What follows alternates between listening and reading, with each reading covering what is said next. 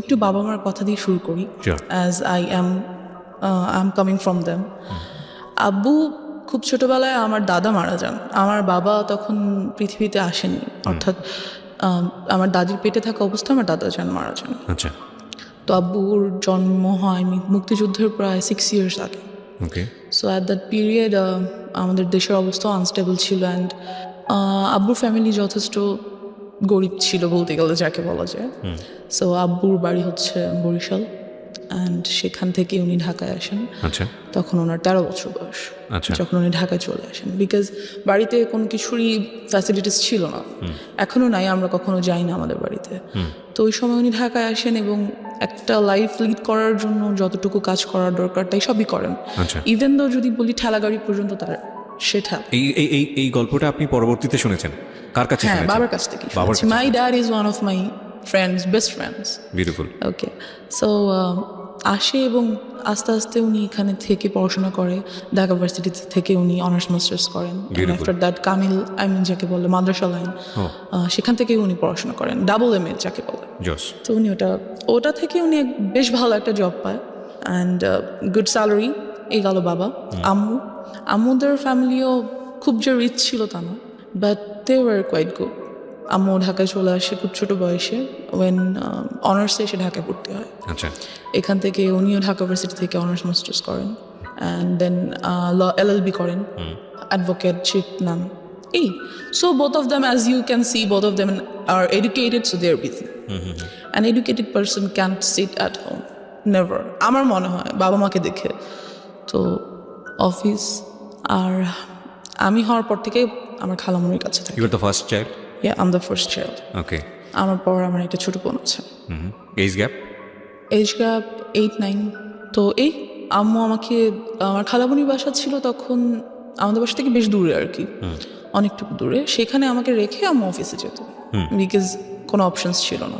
After that খালামুনিরও বিয়ে হয়ে যায়, জব হয়ে যায়, সো আমি একাই হয়ে যাই বাসায়। কোন বয়সের কথা বলছেন বা কোন ক্লাসে পড়েন তখন? নার্সারিতে পড়েন। মানে আপনি রিয়েলাইজ করতেন বিষয়গুলো? অফকোর্স, আমি এখনো সব কিছু স্পষ্ট মনে করতে পারি, everything, because I felt all of those things happen with me anyways. তো আম্মু আমাকে বাসায় একাই রেখে চলে যেতেন। আমরা যে বিল্ডিংটাতে তখন থাকতাম, ভাড়া থাকতাম, ওখানে 7তলা বিল্ডিংয়ের অনেক বাচ্চা কাছে ছিল, যা হয় সবার সাথে খেলাধুলা করতাম। আর মেইনলি আমি ছেলেদের সাথে বেশি খেলাধুলা করতাম ছোট থেকে। আমার কাছে হাড়ি পাতিল খেলা তেমন বেশি পছন্দের ছিল না, বরং ফুটবল ক্রিকেট বেশি পছন্দের ছিল। অনেক কাটাছেড়া করতাম। যেহেতু আম্মু নেই, বারণ করার কেউ নেই, আমি আমার মতো।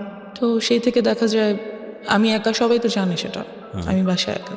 এখানে একটা ট্র্যাজেডি বুডি, সেটা হচ্ছে আমার যে বড় খালামণি, তার ছোট মেয়ে, she is also now very happy, but at that moment she had lots of relationships, and she use to talk about all this. কোথাও গেলে, কারোর সাথে দেখা করতে গেলে আমাকে নিয়ে যেত।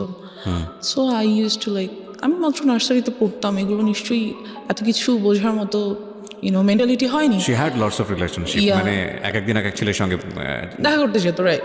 ওকে, দেখা করতে যেত, এবং আমাকে স্কুল থেকে যখন উনি নিয়ে আসতেন বাসায়, তখন দেখা করতে যেত। ওকে, অ্যান্ড আমি দেখতাম কথা বলছে, দেখা করছে, কেন অপোজিট অ্যাট্রাক্টস, উইচ ওয়াজ এই থটটা আমি আস্তে আস্তে বুঝতে পারতে শুরু করলাম at the age of 7 or 6 or 7। Okay, যেটা তো কখনই পসিবল না একটা বাচ্চার ক্ষেত্রে, ফাইন, বিকজ আমি ছিলাম ওখানটাতে। যাই হোক, কিছুদিন পর বড় খালামুনিরা বাসা চেঞ্জ করে অন্য কোথাও বাসা নিয়ে নিল। এবার যেটা হলো, আমাদের বিল্ডিংয়ের নিচতলায় একটা ভাড়া থাকতো একটা মেয়ে। আমাদের বাসা যেহেতু খালি থাকতো অলওয়েজ, ওর বয়ফ্রেন্ডকে আমাদের বাসায় নিয়ে আসতো।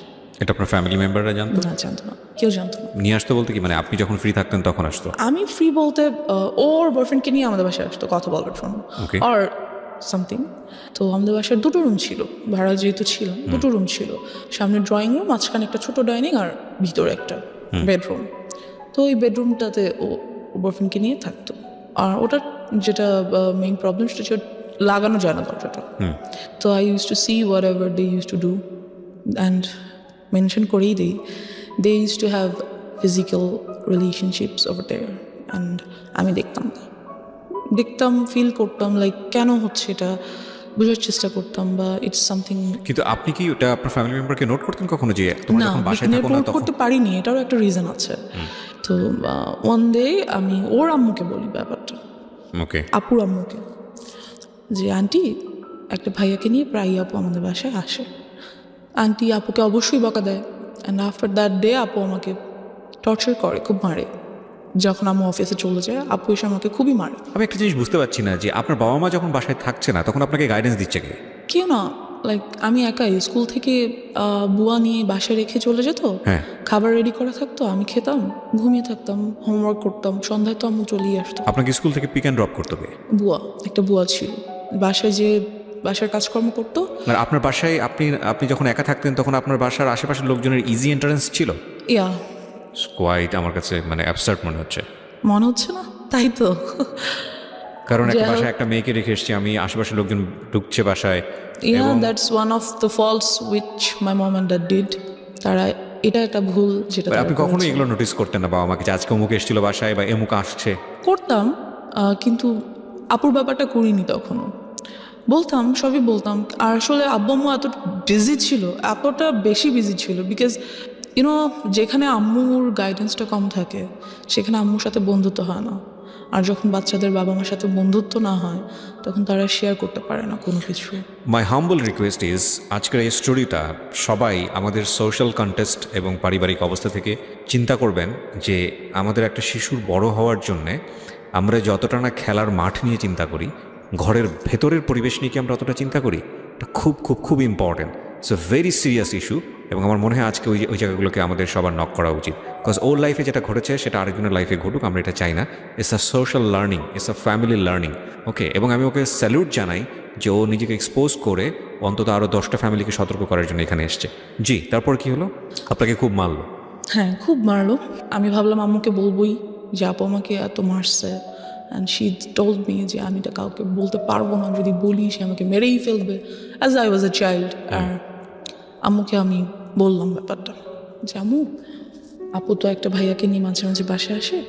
আম্মু জিজ্ঞেস করলে সে কী করে, কেন আসে, তুমি আসতে দাও কেন, গেট লাগিয়ে রাখো না কেন, ঢুকতে দাও কেন? বললাম আপু আমাকে খুব মারে, বকা দেয়, না ঢুকতে দিলে খুব রাগ করে।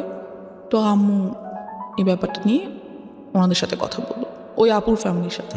বলার পর যেটা হলো যে তুমুল ঝগড়া দুই ফ্যামিলির মধ্যে। ওরা কি খুব পাশাপাশি ছিল আপনাদের? হ্যাঁ, আমরা ছিলাম 4 তলায়, ওরা ছিল নিচতলায়। আচ্ছা। এই তো খুবই ঝগড়া লাগলো। পরবর্তীতে যে আমাদের বাড়িওয়ালা, উনি আমাদেরকেই বের হয়ে যেতে বললো, ভেরি যেখানে বের হওয়ার কথা ওদের, অ্যাজ ফল্টটা ওদের ছিল, আমার না, বাট আমাদেরকে বের হয়ে যেতে বললো। সো আমরা সামহাও প্রবলেমটা সলভ হলো, ইস্যুটা ঠান্ডা হলো, আপুটা আমাদের বাসায় আসে না। ওকে। এবার যেটা হলো, আমার মেন্টালিটি লাইক ওই জায়গাটা থেকে অনেক আনস্টেবল হয়ে গেল, কী বলবো এটাকে, unbalanced. So I use to think like কেন হচ্ছে এই জিনিসগুলো, বা এগুলো কী, কেন, some kind of curiosity. Like of course একটা কিউরিয়াসিটি গ্রো করলো। আপনি তখন নার্সারিতে পড়েন? তখন আমি 1-এ উঠেছি। ওকে। তখন আমি 1-এ উঠেছি, অ্যান্ড আমার কাছে ব্যাপারটা খুবই আনইউজুয়াল লাগতো, as I have seen them doing something like that. So আমার কাছে অনেক আনইউজুয়াল লাগতো যে কেন এটা কেন হচ্ছে। আমার একটা ফ্রেন্ড বলা যায় না ঠিক, আমার থেকে সিনিয়র ছিল তখন, ও মেবি ক্লাস 3 or 4-এ পড়ে। I use to talk a lot with her. তো সেই ব্যাপারে আমাকে অনেক কিছু বলে। একটা বাচ্চা কী বা বলতে পারে, 3-4-এর একটা বাচ্চা, যতটুকুই ওর কাছে মনে হয়েছে বা ও যা বুঝে সেখান থেকে বলছে আমাকে। Anyway, so and after that আমাদের 6 তলায় একটা ছেলে থাকতো। He proposed me when I was in class 1. Seems funny. Anyway, so আমাকে প্রপোজ করলো যে I want to be your boyfriend. So I was like, yeah, I got a chance. হ্যাঁ, সবার কাছে, আমার কেন নাই?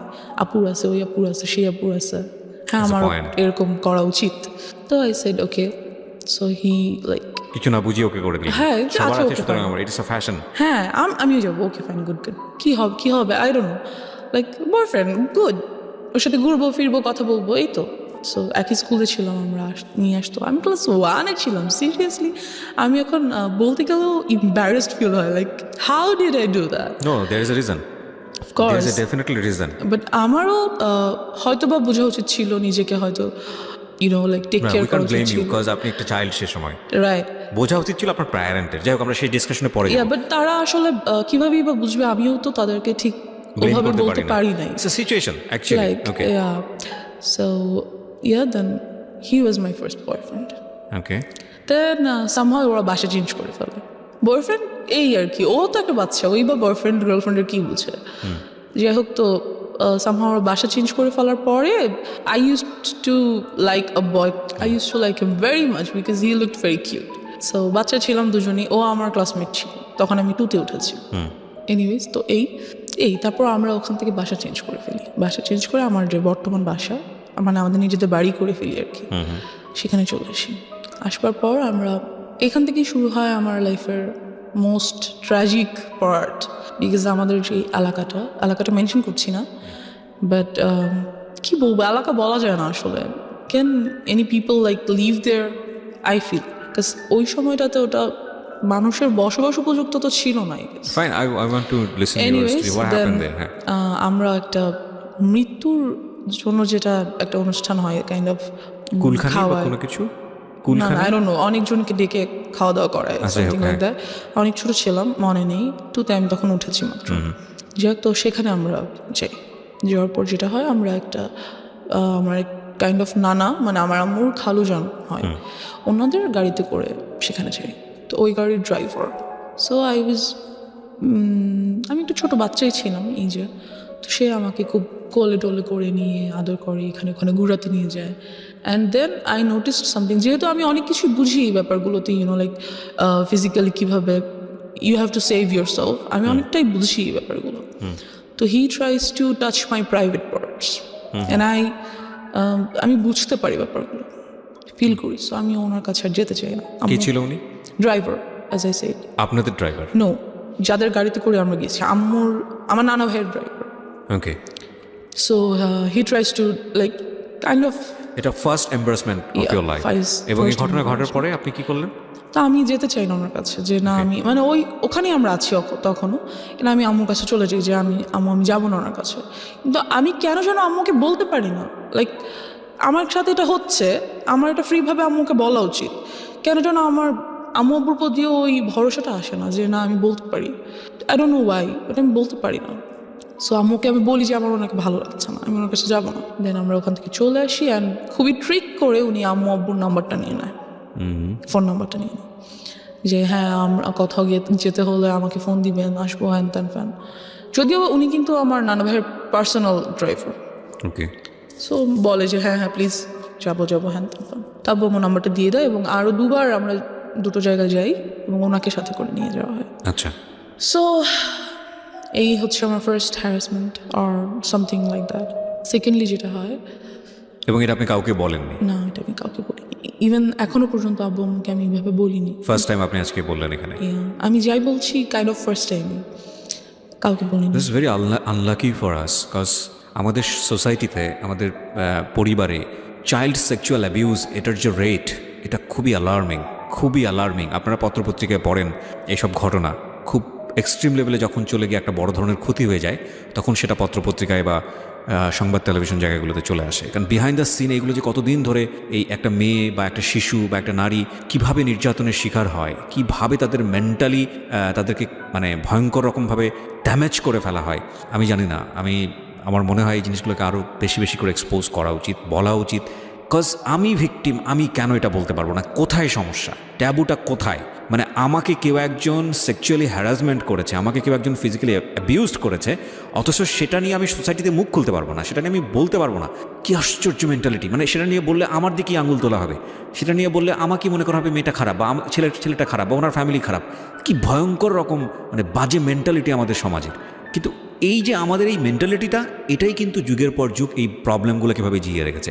আজকে যদি পরিবারের কাছে এই মেয়েটা এতটা বেশি সাবলীল হতো, আজকে যদি ওর বলার ক্ষমতা তৈরি হতো, ওকে যদি এনভায়রনমেন্টটা দেওয়া হতো, তাহলে ওর শৈশবটা হয়তো বা এরকম হতে পারতো না। কজ ও বলেছে একটু আগে যে দিস ইজ দ্য নাম্বার 1। আরও কী যে অপেক্ষা করছে আপনাদের জন্য, আপনারা একটু শুনুন, তাহলে বুঝতে পারবেন। জি বলুন। তারপর যেটা হয়, তো ওই ড্রাইভারের সাথে আমাদের আর দেখা হয় না। Anyways he is vanished somehow. So after that আমার চাচাতো ভাই আমাদের বাসায় থাকতে আসে for some reason. Somehow maybe আমাকে লাইক করতো আর সামথিং। তখন আমি ক্লাস 3তে উঠেছি। তো ও কত বড় হবে, মেবি 9-10 পরে এরকম হবে। আপনি তখন ক্লাস 1-এ 3-তে পড়ি। 3-তে? বাসায় একদিন হঠাৎ স্কুল থেকে এসে দেখি ও বাসায়। ওই টাইমে যেটা হয়, আমাদের বাসায় একটা পার্মানেন্ট কাজের মেয়ে রাখা হয়। তো মেয়েটা নিজেই যথেষ্ট নাইসটি পারসন। এনিওয়ে, সো চাচাতো ভাই থাকতে আসে আমাদের বাসায়। তো একদিন আমাদের সবার রুম আলাদা, জর্জর রুম। আমাদের বাসায় 5টা বেডরুম, অ্যান্ড জর্জর বেডরুম 4টার। বাট আমি তখন কার সাথে, কাজের মেয়েটা আমার সাথে ঘুমায় না, আমার রুমে ঘুমায়। তো আমি একদিন ঘুমিয়ে আছি, ঘুম থেকে ঘুমের মধ্যে আর কি হঠাৎ ফিল করি that someone is like embarrassed, had embraced me, something like that. তো আমি ঘুম ভেঙে যায়, পিছনে ফিরে দেখি যে আমার ভাইয়া। আই ওয়াজ লাইক, চিল্লাবো না, কান্না করবো না, কি করবো কিছু বুঝতেই পারি না। দেন আই ওয়াজ লাইক, ভাইয়া এখানে কি করো, হ্যান ত্যান। আমি উঠে বসে যাই। বসে যাওয়ার পরে তো বুঝতে পারে যে কাজের মেয়েটা নিচে ঘুমাচ্ছে। তো বুঝতে পারে যে আমি যদি এখন কিছু বলি তাহলে কাজের মেয়েটা উঠে যাবে, আম্মু আব্বু চলে আসবে, অ্যান্ড যাই হোক, তো ওদিনও চলে যায়। ও দিন চলে যায়। পরের দিন শুক্রবার দিন সবাই বাসায় ছিল। What was his response? আপনি তোকে জিজ্ঞেস করলেন যে তুমি এখানে কি হ্যাঁ, করো? তুমি এখানে কি করো? এমনি আসছি, নাথিং, লাইক চলে যায়, উঠে চলে যায়। পরের দিন শুক্রবার দিন সবাই বাসায় ছিল, তো আমরা ছাদে গিয়েছি। আমাদের ছাদটা খুব সুন্দর, গাছ লাগানো চারিদিকে, বসার মতো স্পেস আছে, টেবিল আছে, যাই হোক। তো ওখানে আম্মু চা করে নিয়ে গেছে, সবাই চা খাচ্ছে, ভাইয়াও গিয়েছে। ছাদটা 2টো ছাদ, একটা হচ্ছে চিলে কোঠার একটা ছাদ আছে, আর মেইন ছাদটা নিচে। তা আমি আর আমার কাজের মেয়েটা চিলেকোঠার ছাদে উঠেছি। আমার বেস্ট ফ্রেন্ড সবসময় ছিল কাজের মেয়েরা। যারাই কাজের মেয়েরা আসতো তারাই আমার বেস্ট ফ্রেন্ড, বিকজ কেউ তো সাথে থাকে না, ওরাই সাথে থাকে। তো ওকে নিয়ে আমি ছাদে বসে আছি। তো ভাইয়া উপর উঠছে, উঠে আমার কাঁধে হাত রাখছে, রেখে বললো, পড়াশোনা কেমন চলে, হ্যান ত্যান।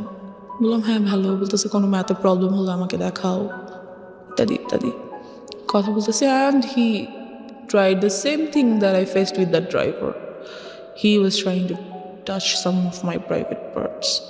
তো কাজের মেয়েটা এটা বুঝতে পারে, বিকজ আমার থেকে বেশ বড়।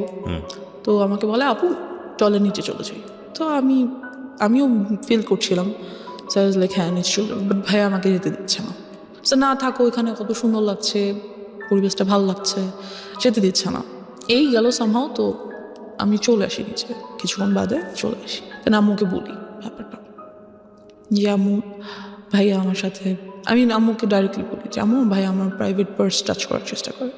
এটা বলার পর আমার চাচার সাথে আর কি আব্বু তুমুল ঝগড়া হয়। ও তার মানে আলটিমেটলি আমি একবার বলি, হ্যাঁ একবার বলি আম্মুকে, অ্যান্ড আম্মু আব্বুকে বলে, দেন তো ওদের সাথে খুবই ঝগড়া হয়। আর ওই ভাইয়াকে আমাদের বাসায় আসতে মানা করে দেয়। কারণ ব্যাপার হচ্ছে, আব্বু আম্মুই বা কি করবে, এতবার, এত জন, এত মানুষ, কয়জনকে বাসায় আসতে মানা করবে, কয়জনকে ধরে রাখবে, দরজা কি সবসময় বন্ধ রাখবে বাসার? এটা তো সম্ভব না। যাই হোক, সামহাও ওটা চলে যায়। আমি তখন ক্লাস 3-তে, এবং আম্মু আমার জন্য একটা টিচার রাখে। আমার বাসায় কখনো টিচার ছিল না, আম্মুই পড়াতো। বাট তখন দেখা যায় যে আম্মু তখন অ্যাডভোকেটশিপটা ছেড়ে দেয়, ছেড়ে দিয়ে আম্মু একটা গভর্নমেন্ট জব নেয়। এতে করে যেটা হয় যে আম্মু খুবই বিজি হয়ে যায়। ওখানে তো অ্যাডভোকেটশিপে হচ্ছে কেস পাবো, যাবো, এরকম কিছু পাবো না, বাসায় আছি।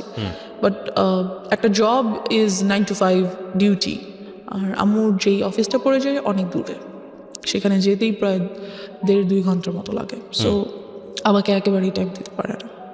বাট তখন যেটা হয়, আমার খালামণিকে তারা আমাদের বাসায় নিয়ে আসে, খালামণি আর তার হাজব্যান্ডকে। অ্যান্ড আমার সেফটির জন্য আব্বু আম্মু তাদেরকে একটা ফ্ল্যাট গিফট করে দেয় আমাদের বাসায়, ওকে, যে যাতে আমার ছেলেমেয়েরা সেফ থাকে এই জন্য। তো খালামণিও জব করে, মেইন প্রবলেম এখানেই। তো দেখা যায় সেটা আসলে কি বলবো, সবসময় সবাই সব কিছু বুঝে না, ইউনো। অনেক সময় আমরা অনেক কিছু দেখেও দেখতে পারি না, ব্যাপারটা এরকম। যাই হোক, তো খালামণি থাকে, তো আমার জন্য একটা টিচার রাখা হয়। টিচারটাকে বলা হয় যে তুমি সন্ধ্যায় আসবো, কারণ আমি সন্ধ্যা বাসায় আসবো। আম্মু বলে যে আমি সন্ধ্যায় আসবো আর তুমিও সন্ধ্যায় আসবো। Your mom is lawyer? Yeah. That time উনি কি প্র্যাকটিসে ছিল? না, উনি তখন প্র্যাকটিস ছেড়েছে, মাত্র নিউ ছেড়ে একটা গভর্নমেন্ট জবে ঢুকলো। ওকে। তো ওনাকে বললো যে সন্ধ্যার পর আসতে, যেহেতু সন্ধ্যার পর আমার অফিস থেকে আসবে। এই তো আমাদেরকে আমার রুমে বসে পড়তে নিষেধ করে দেওয়া হলো। যেটা করা হলো যে ড্রয়িং রুমে বসে পড়বে, যাতে আমি দেখতে পারি তোমাদেরকে। যাই হোক, তো আম্মু ড্রয়িং রুমে বরাবরই ডাইনিং রুমে বসে আম্মু অফিসের কাজ করতো ল্যাপটপে। আর আমি স্যারের কাছে পড়তাম। তা অনেক সময় দেখা যায় সব সময় কি আর সন্ধ্যার পর আম্মু চলে আসতে পারে, রাস্তায় জ্যাম থাকে, অফিসে কাজ থাকে, অনেক কিছুই। সো ইয়া, এরকমই মাঝে মাঝে হতো। অ্যান্ড আমার স্যারকে খুব ভালো লাগতো, কারণ স্যার আমাকে খুব আদর করতো, খুব সুন্দর করে বুঝাতো, একটা টিচারকে যেভাবে ভালো লাগা উচিত। That's it. তো স্যার যেটা করে যে আমাকে অলওয়েজ কোলে নিয়ে পড়ায়। ওয়াই? স্যার বলতে কি, হোম টিউটর আমরা কেমন রাখি একটা বাচ্চার জন্য, অনার্সে পড়ুয়া কোনো ছেলে বা মেয়ে এরকম, তো সে আমাকে অলওয়েজ কোলে নিয়ে বসে পড়াতো। অ্যান্ড ছোটো থেকে আমি খুব হেলদি ছিলাম, so he use to do the same things. তো ফার্স্ট ডেতেই তো আপনার বুঝে যাওয়া উচিত ছিল যে এটা তো আসলে ফার্স্ট ডেতে তো উনি এরকম করেনি। ওকে আফটার 6 or 7 months আমাকে পড়াতে একটা টাইমে এসে এরকম দেন যেটা হলো যে উনি বুঝতে পারলো যে আমি এটা পছন্দ করছি না, এবং এই ব্যাপারটার পর আমি ওনার কাছে যে আর পড়ি না, ওকে ওনার কাছে যেতে চাচ্ছি না। তো উনি করলো কি, নানান কথা আমাকে বলে, like love and relationship and কোন ক্লাসে তখন আপনি? ক্লাস 3? ক্লাস 3 তে only, and I just can't understand একটা টিচার অনার্সে পড়ে সে কিভাবে ভাবে যে আমি একটা ক্লাস 3 এর বাচ্চাকে রিলেশনশিপ এর ব্যাপারে বলি। I don't know. তো and he said I want to be your boyfriend. একটা teacher, and I was like আমি আম্মুকে বলে দিব। তো বলতেছে বলো, তোমার আম্মু কখনোই বিলিভ করবে না। and he was right, আমি আম্মুকে বললাম আর আম্মু এটা বিলিভ করলো না। কাজ যে টিচারটা ছিল উনি আব্বু আম্মুর খুবই পরিচিত একজনের ছেলে ছিল, বেশ ঘনিষ্ঠ একজনের ছেলে। তো আম্মু এটা কেন বিলিভ করলো না? তারা কি বলতে চাইলো আপনাকে? বললো যে, আমি বললাম যে আম্মু স্যার আমাকে বলে স্যার যাতে আমার বয়ফ্রেন্ড হয়ে যায়। তো আমি বললাম আর তোমার সাথে মজা করেছে, something like that. Note this kind of thing please. সাথে মজা করেছে, এটা কিছু না। তুমি স্যার কি এমনিতে তোমাকে কোনো কারণ like must something personal. So I said আমি ওই ব্যাপারে আর কিছু বলতে পারি না। I don't know why, আমি সবসময় এখানটাতে যে আটকে যাই, আম্মুকে বলতে পারি না কেন জানি। আচ্ছা, আপনি আমাকে একটু বলেন যে আগের যে দুটো ঘটনা আপনি আপনার ফ্যামিলিকে জানিয়েছিলেন, তারা কি আপনাকে কোনোভাবে ব্লেম করেছিল? না, করেনি বা ওরা সেটাকে ওভারকাম করার চেষ্টা করেছে। যেমন ভাইয়াকে বাসায় আসতে মানা করে দিল, এর আগে যে কাহিনীটা বললাম। সেটা তো ডেফিনেটলি তারা করেছে, আপনি এটা বলেছেন, কিন্তু থাকে না অনেক সময় আপনাকে দোষ দিয়ে দেওয়া, মেয়েদেরকে দোষ দিয়ে দেওয়া, এটা করেনি। না, আমার আম্মু এডুকেটেড পারসন, তারা বুঝতে পারে ব্যাপার। আচ্ছা ফাইন, তো আপনাকে কোনোভাবে কি বুঝিয়েছিল যে দেখো কোনটা গুড টাচ কোনটা ব্যাড টাচ, এবং এরকম হলে তোমার কি করতে হবে? আমাকে বুঝায়নি। কারণ হচ্ছে আপনি নিজেও কি কোনো গ্লুমি সেন্সে ছিলেন যে আসলে কি হচ্ছে, কেনই বা এরকম হচ্ছে? আমি অফ কোর্স ছিলাম। I was very confused because ওই পর্যন্ত আমি জানতাম না, যদি আমি সরাসরি বলি সেক্সুয়ালিটি কি, আমি জানতাম না। I didn't new, so I had to face them. So আপনাকে আপনার ফ্যামিলি মেম্বাররা ক্লিয়ার করেনি যে মা আসলে এই জিনিসটা এরা ট্রাই করছে, that is actually bad thing, so you have to be aware of? এটা কখনো বলেনি। সো আপনি নিজে থেকে একটা ধোঁয়াশার মধ্যে ছিলেন। আপনার কোয়ারি হতো না, বাবা মাকে জিজ্ঞেস করতেন যে মা আসলে সবাই কেন এরকম করছে? হতো, বাট আমি কেমন করে মানে আমি কেন যেন আনকমফোর্টেবল ফিল করতাম ওই ব্যাপারটাতে জিজ্ঞেস করতে। লাইক আমার ভালো লাগতো না, বা আমি চেতাম না, বা চাইলেও পারতাম না, এরকম কিছু। ওকে, তো যাই হোক, তো স্যারকে বলা হলো। তো স্যার আমাকে 1.5 year পড়াইছে। তো অ্যাট দ্যাট টাইম যখন 1 year কাছাকাছি প্রায়, তো he gave me a love letter. সে সেখানে লিখেছে, আমি তোমাকে অনেক পছন্দ করি, তোমাকে আমি অনেক আদর করব, তুমি ঠিক মতো পড়াশোনা করো, বড় হও, দেন আমি তোমাকে বিয়ে করবো, হ্যান ত্যান ফ্যান। তো আমি আম্মুকে দেখানোর পরিবর্তে সেটা আমার ফ্রেন্ডকে দেখালাম, স্কুল ফ্রেন্ডসদেরকে। তখন আমি পড়ি ক্লাস 3-তে। যে কাহিনীটা হলো সেটা হচ্ছে ওই ব্যাপারটা নিয়ে পুরো স্কুলে কাহিনী হয়ে গেল। তো যে ওই মেয়েটাকে ওর স্যার লাভ লেটার দিছে, অ্যান্ড প্রিন্সিপাল আম্মুকে ডাকলো। এবং কাহিনী শুধু এক জায়গায় লেগেছে আরেক জায়গায়, এরকম একটা অবস্থা। কাহিনীটা শুধু ওই পর্যন্তই হলো না যে লাভ লেটার হয়ে গেল, ওরা বিয়ে করবে, ওদের কতদিন পরে ওদের বেবি হবে, হ্যান ত্যান, বাচ্চারা যা করে নর্মালি, মানে বিশাল কাহিনী, পুরো স্কুল জানাজানি হয়ে গেল এটা। আম্মুকে কিন্তু আমি তখনও বলিনি, ইভেন দো লাভ লেটারটা আমি স্যারকে কোনো রিপ্লাইও করিনি, কিছুই না, বাট ব্যাপারটা পুরো স্কুলে কাহিনী হয়ে গেল। অ্যান্ড প্রিন্সিপাল ডাকলো আম্মুকে। সো আম্মু গেল, ক্লাস টিচার, প্রিন্সিপাল সবাই মিলে বললো আম্মুকে যে এরকম কি হয়েছে, আমরা তো জানি না, কেন স্কুলে এত গুজব হ্যান ত্যান। যেটা ওদেরকে বলা হলো যে আপনি আপনার মেয়েকে স্কুল থেকে নিয়ে যান। ডিরেক্টলি বলা হলো যে নিয়ে যান স্কুল থেকে, বিকজ আপনার মেয়ে আজে বাজে গল্প করে, ও বাকি বাচ্চাদেরকে নষ্ট করে ফেলতো। আমি কিছুই করি নাই, কী বা করবো, আর আমি বুঝি বা কি বলবো বা কি আজে বাজে গল্প বা কী করবো। বাট যাই হোক এরকমটা বলা হলো, অ্যান্ড ও স্কুল থেকে আমাকে নিয়ে আসলো, আম্মু নিয়ে আসলো, অ্যান্ড ওই টিচারটাকে বাদ দিয়ে দিল। দেন আপনি তো ফ্যামিলিকে বললেন যে ঘটনাটা কী ছিল। আমাকে লেটারটা দেখালাম, আচ্ছা, তারপর দ্যাটস ইট। তো লেটারটা দেখে আম্মু আমাকে কিছুই বললো না, আর কিছু জিজ্ঞেস করেন? নাথিং। সে জাস্ট টিচারটাকে বাদ দিয়ে দিল, And দিয়ে it was a one kind of, আমি জানি না বাবা মায়ের ক্ষেত্রে আমি কি ওয়ার্ডটা ইউজ করবো, because they are just gifted from Allah. But see, আপনি যখন যেদিন প্রথম দিন বলেছিলেন আপনার মাকে যে he wants to love me, ওই সময় যদি সে বিশ্বাস করে স্টেপটা নিয়ে নিত তাহলে কিন্তু আজকে এই রকম একটা ডিজাস্টার হতো না আপনার লাইফে। সি, এটা কত বড় হচ্ছে। ও কিন্তু আপনারা একটা জিনিস খেয়াল করবেন ভেতরে গিয়ে, আমি বারবার ইন্টারাপ্ট করছি, ও বারবার এম্বারেস ফিল করছে ফ্রম ড্রাইভার, যে গেল ড্রাইভার, বাসায় আসলো কাজিন, আত্মীয় সম্পর্ক, সেও তাকেও বের করে দেওয়া হলো। ইভেন ইট ইজ টিচার, সেও চলে গেল। এবং কোথায় ক্ষতি হলো দেখেন, ওর স্কুল যেখানে ওর ফ্রেন্ডসরা আছে, যেখানে ওর অনেক বড় একটা বন্ডেজ তৈরি হয়েছে, সেখান থেকে ওকে কুইট করে নিয়ে আসতে হচ্ছে। তার মানে ওর এই জিনিসটা সম্পর্কে কীরকম ভয়াবহ একটা সেন্স ওর চাইল্ডহুডে গ্রো করছে। মানে আমরা কীরকম একটা সোসাইটিতে বসবাস করি। ওকে, তারপর যে স্কুলটাতে আমি ছিলাম ওটা অনেক স্বনামধন্য স্কুল ছিল। আমরা মেনশন করতে চাই Toughest, yeah, mention করছি না। অনেক সিনারি Toughest, বাংলাদেশে yeah. এরকম behind So, under the scene যার এরকম। কারণে হ্যাঁ, ওখান থেকে এসে আমার এলাকার একটা স্কুলে ভর্তি হতে হলো। ওকে।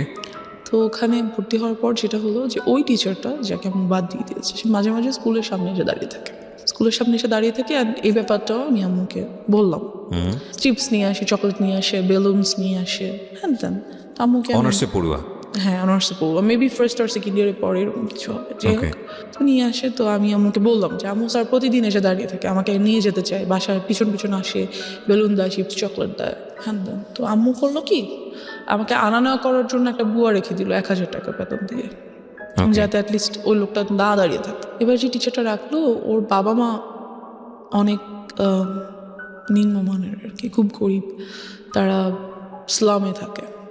ওর বড় আপুর বিয়ে হয়ে গেছে, সেখানে একটা বেবি আছে, হাজব্যান্ড ছেড়ে দিচ্ছে, লাইক ওদের ফ্যামিলিতে খুব ট্র্যাজেডি। বাট ওই ছেলেটা খুবই ব্রিলিয়েন্ট, অলওয়েজ স্কলারশিপে পড়াশোনা করছে। এখন অনার্সে যে উঠছে সেটাতে উনি ফ্রি পড়াশোনা করছে। ইংলিশের teacher. Okay. And as you can see I am quite good at English. বলবো just because of him? no, not like that. Not He like teaches that.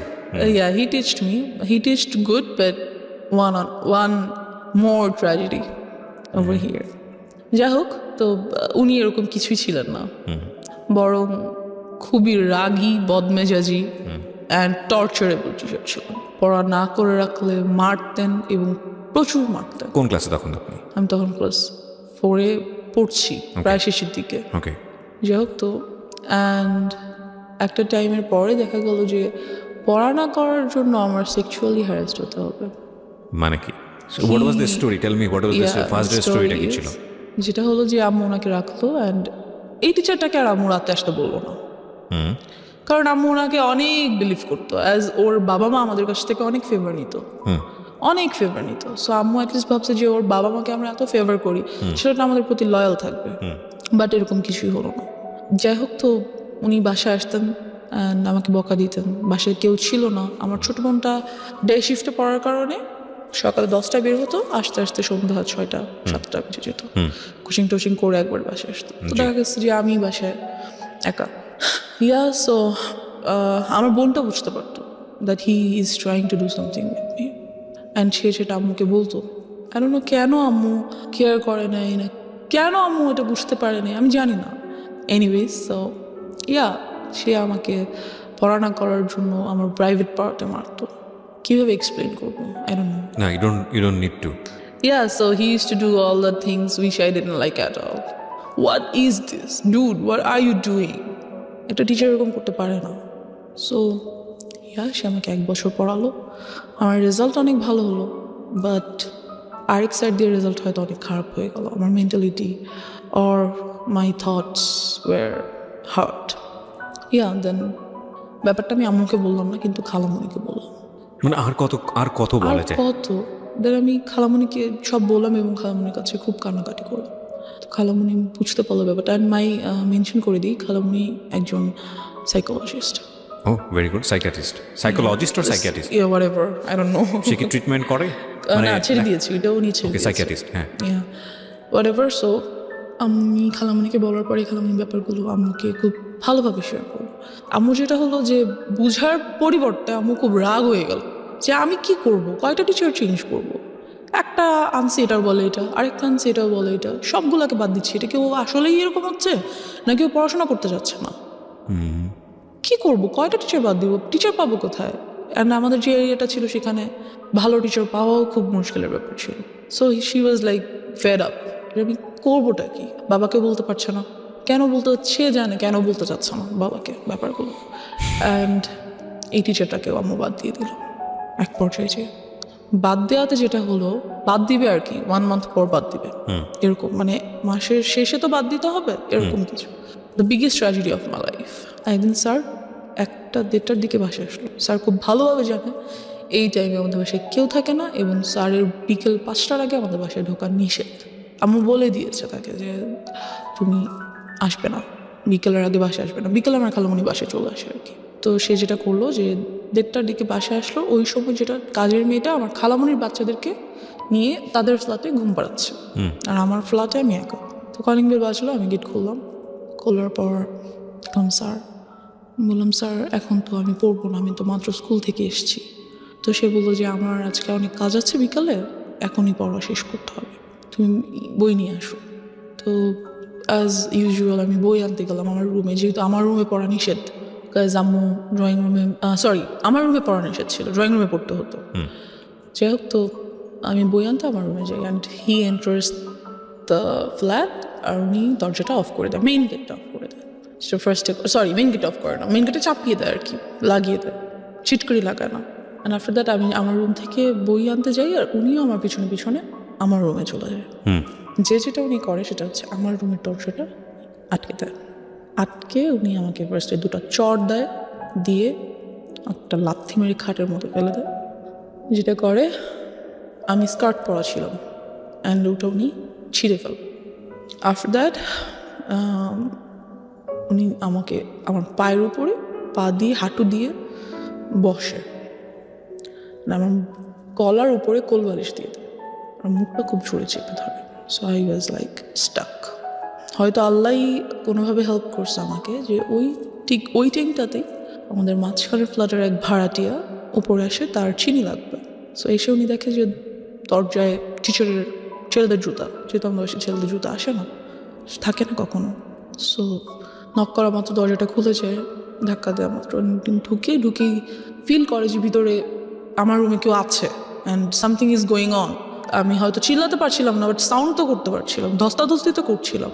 So উনি বুঝতে পারে ব্যাপারটা, বুঝে উনি খুবই প্রচণ্ড জোরে আমার দরজায় নক করে অ্যান্ড স্যার নকটা শুনেই আমাকে ছেড়ে উঠে দাঁড়িয়ে দরজাটা খুলে টেবিলে চলে যায়, যে বসে থাকে অ্যান্ড আমার দিকে জাস্ট একবার তাকায়, লাইক আ লুক, আমাকে সাবধান করে দাও, হেই ডোন্ট ইউ ডেয়ার, কাউকে বলা যাবে না, সামথিং লাইক।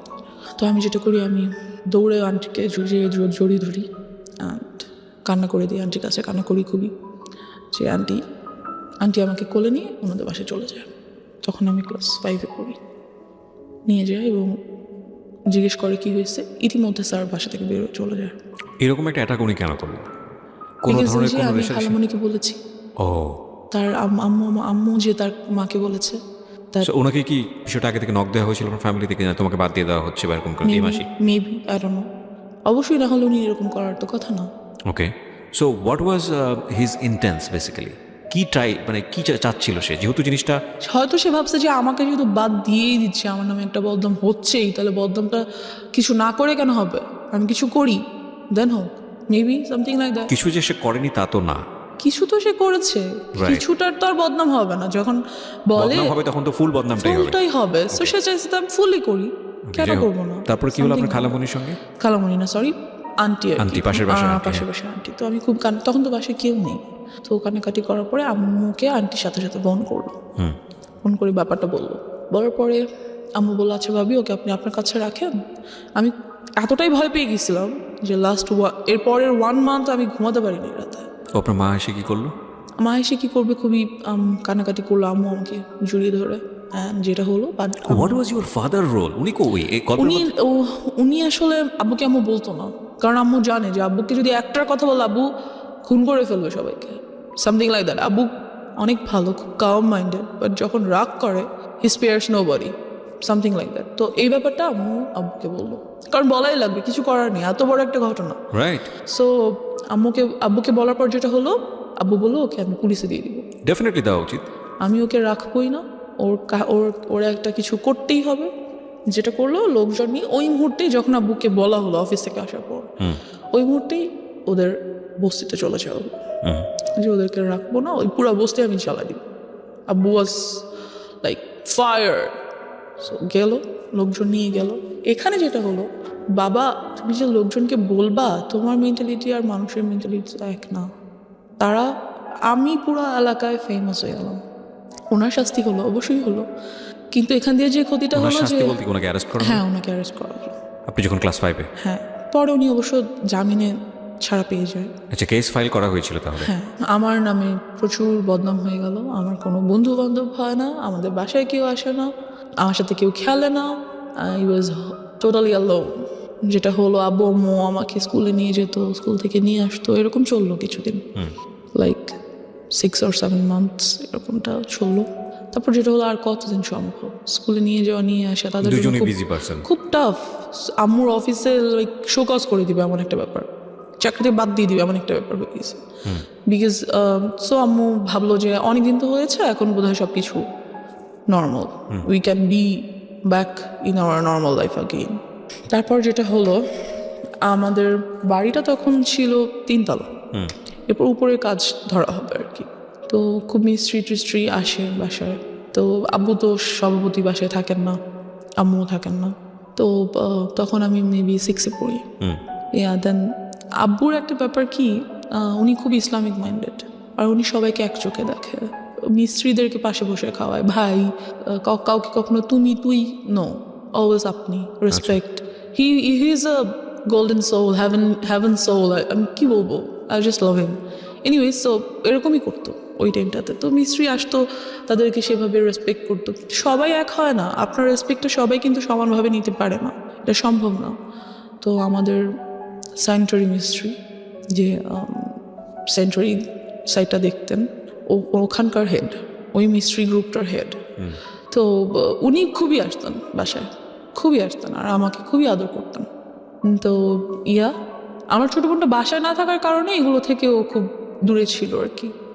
যাই হোক, তো ও বাসায় ছিল না বলতে, ও তো যে বললাম ডে শিফটে থাকার কারণে 10টার দিকে সকালে বের হতো। ও আচ্ছা, বাসায় ছিল না মনে হচ্ছে, যে তখন অন্য বাইরে স্কুলে ছিল। সো ওই ব্যাপারগুলো খুব একটা ফেস করতো না। তো ওই আঙ্কেলটা আসতো বাসায়, আমাকে আদর করতো, চকলেট নিয়ে আসতো, হ্যান ত্যান। একদিন যেটা হলো, রাতে উনি আসছে সাইড ভিজিটের জন্য, যে কিছু একটা প্ল্যান আছে ওনার, এটা বাবাকে বলবে।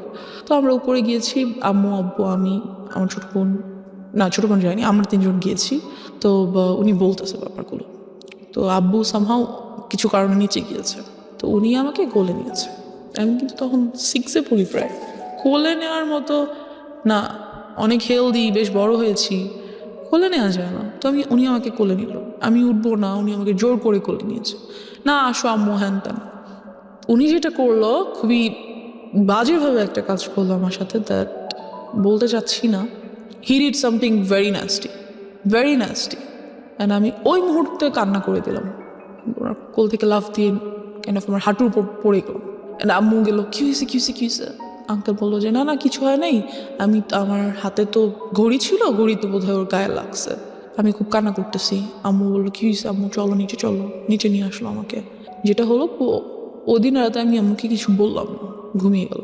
পরের দিন থেকে উনি এলাকায় নেই, ওনাকে আর পাওয়া যাচ্ছে না, বিকজ উনি বুঝতে পারছে যে আমি আম্মুকে বলবো, উনি আর এলাকায় নেই। তা আমি ব্যাপারটা আম্মুকে কিছুটা বললাম, কিছুটা। সো ওনাকে তো আর পাওয়াই গেল না, কি আর করার।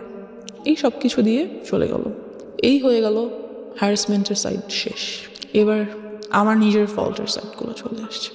তো আমি 7-এ পড়ি, আর এলাকার স্কুলে পড়ি, অ্যান্ড আমি খুব happy at that time. So and আমার বিরুদ্ধে যে রিউমার্সগুলো ছড়াইছিল, ওগুলোও কাইন্ড অফ ভ্যানিশড। সবাই জানতো যে আমি খুব বাজে, খুব ফাজিল। আর যেহেতু আব্বু আম্মু নাই, বারণ করার কেউ নাই, ছেলেদের সাথে যে ক্রিকেট খেলতেছি, ওদের সাথে যে ফুটবল খেলতেছি, ছাদে বৃষ্টি হলে ভিজতেছি, নাচতেছি, তো এটা ছিল কাইন্ড অফ লাইক এই ধরনের মেয়েরা খুব বাজে হয়। এদের কাছে মেয়েদের সাথে এরা মিশতে পারে না, ভালো মেয়েদের সাথে এরা মেশে না। সো আমার মেয়ে বন্ধু কোনোদিনও হয়নি, কাজ যার সাথে না ওর সাথে চলা যাবে না, ও খারাপ, এমন একটা ইমেজ তৈরি হয়ে গেল আমার। সো আমার সব ছেলে বন্ধু, ওদের সাথে ওরা যা খেলে আমার তাই খেলতে হয়, সারাদিন তো বাসে বসে থাকা সম্ভব না। তো এই খেলাধুলা যাই হোক, এক পর্যায়ে যেটা হলো, আমাদের এক সিনিয়র ভাইয়া উনি আমাদের সাথে ক্রিকেট খেলতো। তো উনি যেটা করলো, উনি বললো যে তোমাকে আমার খুব পছন্দ হয়েছে, I want to be in a relationship with you. Then I was like, কিছু বললাম না, ভাবলাম কি করবো হ্যান ত্যান। তো আমার বেস্ট ফ্রেন্ড ওকে বললাম, তো খুব হাসাহাসি করলো, সে সিনিয়র ভাইয়ের সাথে রিলেশন করবি তা তো তুই আমাদের আপু হয়ে যাবি না, এরকম কিছু না। তো আমি খুব ওর কথাটাতে আমি খুব মজা পেলাম যে ওয়াও, আমি তোদের আপু হয়ে যাবো, great, then I must do that. So আমি ওনার প্রপোজালটা অ্যাকসেপ্ট করে ফেললাম। যেটা হলো যে একদিন উনি ছাদে আসলো আমাদের দরজার মেইন গেট নর্মালি বন্ধ থাকে, বাট সামহাও ওই দিন আই ডোন্ট নো কীভাবে আসছে, ছাদে আসলো, এসে আমাকে আমাদের বাসার নাম্বার, আমার তখন ফোন নেই, বাসার নাম্বারে কল করো, যেটা বাসা অলরেডি আম্মু রেখে যায় ফর সেফটি। কল দিল, দিয়ে বললো যে আমি ছাদে এসেছি, তুমি ছাদে এসো। আমি ছাদে গেলাম, যাওয়ার পর he tried to kiss me, and এই ব্যাপারটা আমার কাছে অনেক নাস্টি ছিল, because I don't like it. Because আমি ছোটো থেকে ফিজিক্যালি অ্যাটাচড হওয়ার ব্যাপারগুলো আমার কাছে এতটাই ভয়ানক যে আমি এগুলো নিতে পারি না। অ্যাকচুয়ালি ও যখন শুরু করে তখন ও বলছিল যে এবার শুরু হচ্ছে আমার ফল্ট। আমি মনে মনে ভাবছিলাম যে নো, এতক্ষণ ধরে যেই কজটা ছিল সেটার ইফেক্টটা শুরু হচ্ছে। So that is the thing, যে ওর পার্সোনাল লাইফে কত বড় ক্ষতি হয়ে গেছে যে ও ওই পার্টটাকে মনে করছে জীবনের সবচেয়ে বিভীষিকাময় পার্ট। এবং আমরা আজকে এই বিষয়টাকে খুব ওপেনলি এখানে ডিসক্লোজ করছি দুটো কারণে। এক, বাবা মা যারা আছেন, ফ্যামিলিতে যারা অভিভাবক আছেন, তাদের প্রতি আমাদের একটা বিশেষ মেসেজ হচ্ছে যে আপনি যাই করেন না কেন জীবনে, যত পয়সা আর্ন করেন, যত বেশি বিজি থাকেন, হোয়াট ফর, কেন করেন? বিকজ আপনার সন্তানরা তো এসে ওই লিগেসিটা ধরবে, বিকজ আপনার সন্তানদের জন্যই তো সেই সন্তানকেই যদি আমি প্রপারলি বড় করতে না পারি, বা তার যদি একটা কমফোর্ট এনভায়রনমেন্ট আমি এনশিওর করতে না পারি, তাহলে এই পরিশ্রমী পয়সা কিসের জন্য? প্রথম কথা হচ্ছে এটা।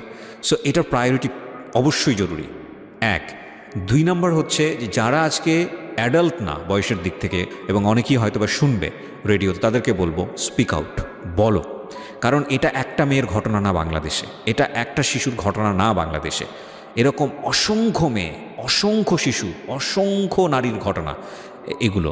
হ্যাঁ, কারণ কেউ স্পিক আউট করে না, আমাদের সোসাইটিতে এগুলোকে ট্যাবু মনে করা হয়।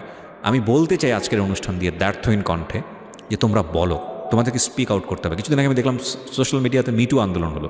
মিটু আন্দোলন এটা অন্য একটা জিনিস, আমি যদিও এটাকে আমি মনে করি যে ইয়াস, এভাবে বলতে হবে, ডেসপার্টলি আসতে হবে। এবং সেই জায়গাটা থেকে আমি মনে করি যে পুরো দুনিয়াকে না জানালেও অন্তত ফ্যামিলিকে জানাও, ফ্যামিলি মেম্বারদেরকে খুব ডেসপারেটলি বলো। ও তো বলেছে, কিছু কিছু ক্ষেত্রে বলেছে, তারপরেও ওকে এতটা হ্যাসল ফেস করতে হয়েছে। কিন্তু আমি জানি এরকম অসংখ্য শিশু আছে, অসংখ্য কিশোর কিশোরী আছে যারা কখনো স্পিক আউট করে না, সারাটা জীবন ধরে তাদের মধ্যে এটা ট্রমা হয়ে যায় এবং তারা সারাটা জীবন ধরে এটা বয়ে বেড়ায়। তো সেই জায়গাটা থেকে আমি রিকোয়েস্ট করবো সবাইকে, প্লিজ স্পিক আউট। ওকে, হ্যাঁ বলো তারপর। তো যেটা হলো যে আমার ওটা ভালো লাগলো না ব্যাপারটা, ওর বিহেভিয়ারটা। সো আমি টোটালি বললাম যে I am not liking your behaviour, so I am not going to be in a relationship with you anymore. So I broke up with হিম।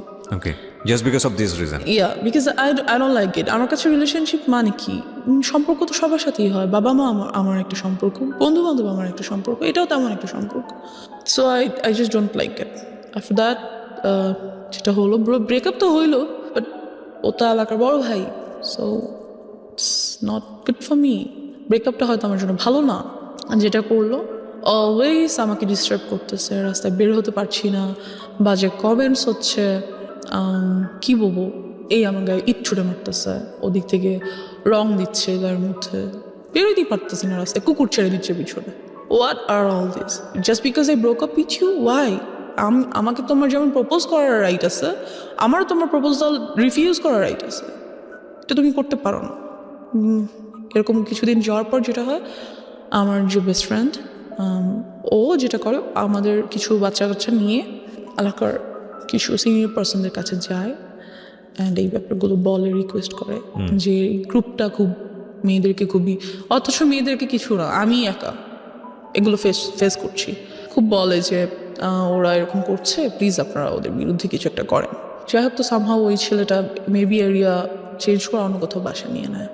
এবার যেটা হয়, আমাকে একটা ছেলে প্রপোজ তো না ঠিক, ব্ল্যাকমেইল করে for to be in a relationship with him. Like ওর বাবাও একজন অ্যাডভোকেট অ্যান্ড ওর আম্মু হাউসওয়াইফ, ওর বড় দুটো বোন আছে, দুজনেই এডুকেটেড। বলতে গেলে ওর ফ্যামিলিটা খুব ভালো, বাট ও জানি না কেন এমন হয়েছে, সম্পূর্ণ বিপরীত এবং বিকৃত মস্তিষ্কের একজন মানুষ আমার মনে হয়। বিকজ ও যেটা করতো, আমাকে প্রপোজ করে কয়েকবার, আমি বারবার রিফিউজ করে দিই because he looked so ugly first. Second, his behaviour was so nasty, so I didn't like him at all. সব থেকে বড় কথা হচ্ছে, অলওয়েজ এলাকায় আমি যখনই বেরোতাম দেখতাম সিগারেট খাচ্ছে। আমার অনেক অপছন্দ ছিল ওই টাইমটাতে। So I refused his proposal.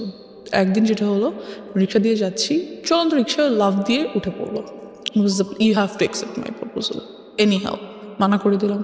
Phone করেছে, কোথায় তুমি? আমি কোচিংয়ে। বেরো, আমি রাস্তায় দাঁড়িয়ে আছি। বেরোয় দেখি মেইন রোডের রাস্তার মাঝখানে দাঁড়িয়ে আছে। আমি মরে যাবো তুমি যদি আমার প্রপোজাল অ্যাকসেপ্ট না করো। I was like whatever. Then যেটা করলো, ওর আব্বুকে দিয়ে আমাকে ফোন করো। মানে চিনতে ভুল করেছে, থাকে না ওর কমন সেন্স মনে হচ্ছে একটা মেয়ে আমার একটা দয়া মায়া হবে, and I think she will fall in love with me, that's why ও মাঝখানে দাঁড়িয়ে আছে। বাট সব গাল তো একরকম না, খুশি হয়ে যাবে অনেকে। আই থিঙ্ক আপনি খুশি হয়ে গিয়েছেন, ঠিক আছে, আপদ বিদায় হবে যদি আজকে কিছু একটা হয়েই যায়। Kind of like that, yes, because ও অলওয়েজ পিছন, আমি যেখানে যাচ্ছি সেখানে। ওয়াই? এনিওয়েজ, তোর আব্বুকে দিয়ে আমাকে ফোন করালো। তোর আব্বু ভাবলো যে যাক, একটা ভালো মেয়ের সাথে যদি ফ্রেন্ডশিপ হয়, মেবি ও আস্তে আস্তে চেঞ্জ হয়ে যাবে। তো ওর আব্বু ফোন দিল আমাকে, দিয়ে বললো যে আম্মু, আমার ছেলেটা তো তোমার সাথে ফ্রেন্ডশিপ করতে চাচ্ছে। বলছে আমি ফ্রেন্ডশিপ করতে চাই। আব্বু তো আর বলতে পারে না যে আমি রিলেশনে যাব। তো বাবা কেন ফোন দিয়ে সেটা ইন্সপায়ার করবে? আই ডোন্ট নো, ওর আব্বু আমাকে ফোন করলো। আই থিঙ্ক ও ফোর্স করেছে ফ্যামিলিতে, যে কোনো ভাবে হোক ওটা করেছে যে তোমরা এটা ম্যানেজ করো, আদারওয়াইজ আমি একটা কোনো কিছু করবো। হ্যাঁ, তো ওর আব্বু আমাকে ফোন দিয়ে বললো যে আম্মু তো তোমার সাথে ফ্রেন্ডশিপ করতে চাচ্ছে, তো তুমি ওর সাথে ফ্রেন্ডশিপ করো। দেখো না, আমার ছেলেটা অনেক ভালো, ও অনেক লক্ষ্মী ছেলে, হ্যান ত্যান। তা আমি কি বলবো আঙ্কেলকে? আমি বললাম, আঙ্কেল, আমার আম্মুর সাথে কথা বলতে নিষেধ করেছে। তখন আমি কিসে পড়ি? ক্লাস 8-এ পড়ি, 7-এ পড়ি, 7-এর শেষের দিকে। তো সামহাউ আমি ওর সাথে ফ্রেন্ডশিপ করলাম। বললাম, no, I can go with a relationship, but I can be your friend. সে ওখানে ওর যেটা মেইন ইয়া ছিল, সে খুব সুন্দর গিটার বাজাতে পারতো, গান করতে পারতো। তো ছেলেটা বেশ ভালো বন্ধু হয়ে ওঠে আমার। মানে you was serious about him? No, আমার ফ্রেন্ড হিসেবে দেখা করে, দ্যাটস ইট। যে আমার বন্ধু, কারণ আমি মেইনলি আম্মু আব্বুকে সব কিছু বলেই করার চেষ্টা করি, ভেরি গুড, যতটুকু সম্ভব, যতটুকু পসিবল।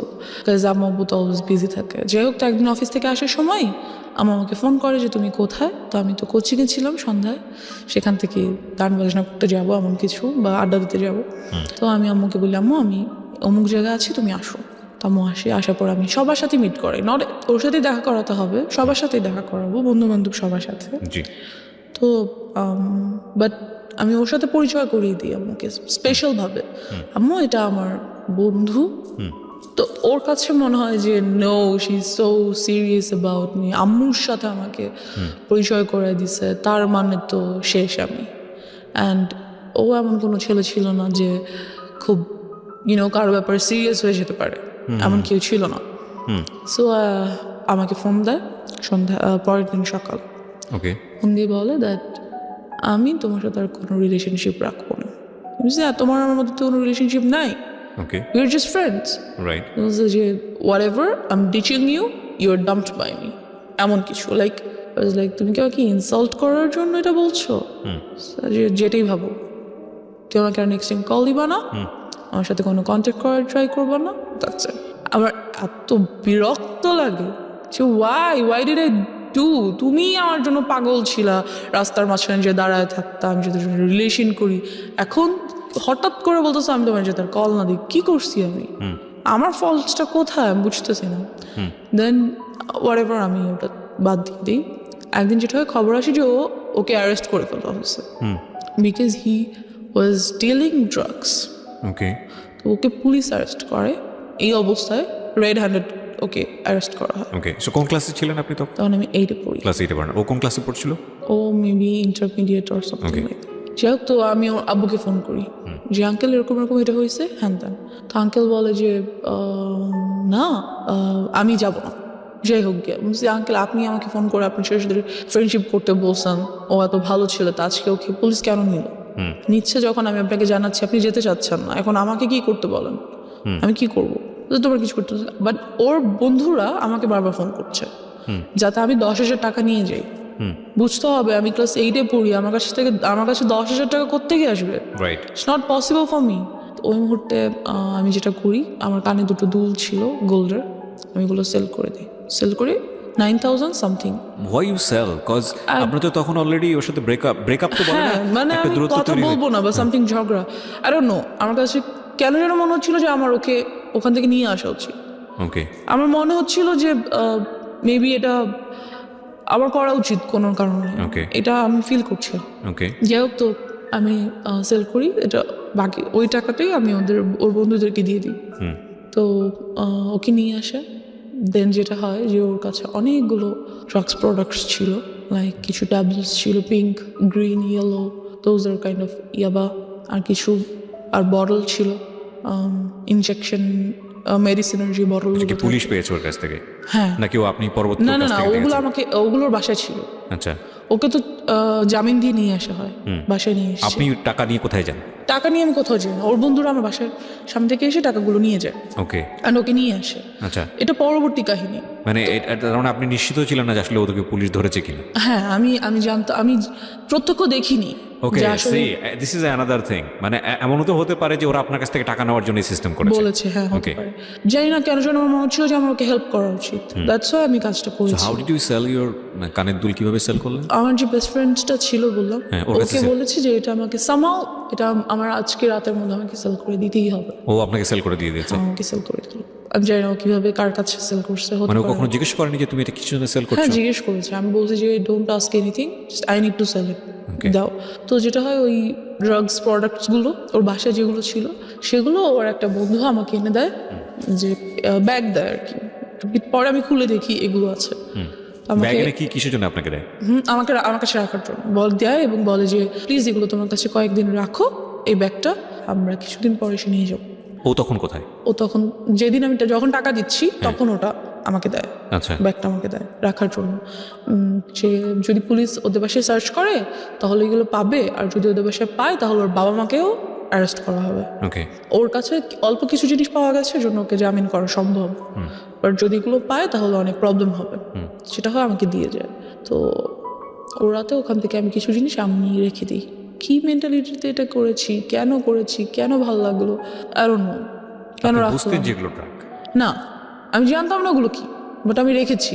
কেন রেখেছি আর আমার কাছে মনে হলো যে আমার রাখা দরকার, বা আমি রাখি। ইট ওয়াজ ইন আ ফ্লো, আমি রাখলাম জিনিসগুলো কোনো কারণে। তো রেখে দিলাম। রাখার পর ওরা কিছুদিন পরে সে ব্যাগটা নিয়ে গেল, কথাবার্তা বলি না। যাই হোক, তো এবার ড্রাগস কীভাবে নিলাম সেটাতে চলে আসি। ওগুলো আমার কাছে ছিল বেশ অনেক দিন, আমি ওগুলো রেখে দিয়েছিলাম, কিন্তু খুলিনি, ধরিনি, কিছুই না।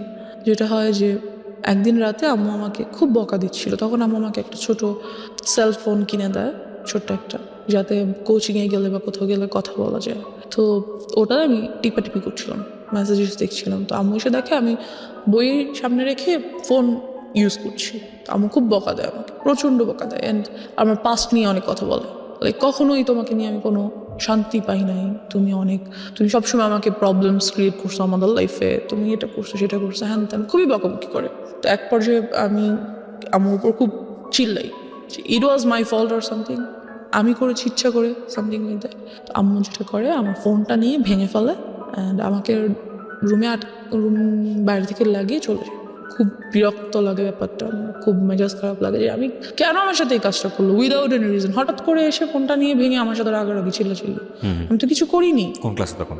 আমি তখন ক্লাস 8-এ। আমার তখন টেস্ট পরীক্ষা সামনে, 8-এর টেস্ট পরীক্ষা চলছে, পরের দিন আমার ইসলাম শিক্ষা পরীক্ষা, এরকম কিছু। যাই হোক, তো আমি পড়ছিলাম, but phone that's why maybe আমার রাগ করছে যে পড়ার টাইমে ওয়াই আর ইউ।